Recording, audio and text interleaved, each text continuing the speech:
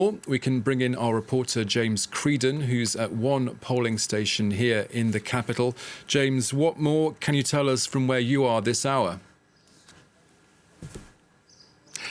Hi, Thomas. Well, as you said, we have those restrictions in place. A French channel broadcasting in English, we can't say a huge amount about the candidates or the campaign. But what I can tell you is that it's a beautiful morning here in the 17th arrondissement. You've got about 65 polling stations across this particular arrondissement, 900 or so in the capital.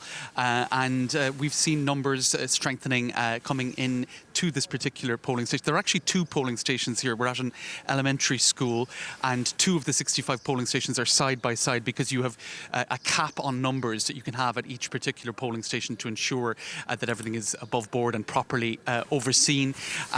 Every meticulous organisation here, Thomas, at this particular polling station. We were shown the procedure earlier, and really it is extremely meticulous. You have people come in, they get their ID checked, then they go around to another desk where they have the 12 different candidates on a table. You pick the candidate that you're going to vote for. You put it in an envelope. Then there's the voting actual booth behind a curtain, and all of that overseen by the president of this particular polling station. And as I said, two side by side. Now, what we've seen this morning is some voters expressing a little bit of nerves. One lady, Dominique, said France is a paradise where people think they're in hell. So she's kind of concerned about how that attitude might impact on the outcome. And of course, we've had a rather peculiar few years between the pandemic and more recently the war in Ukraine, both of those events possibly impacting on how people are going to vote today.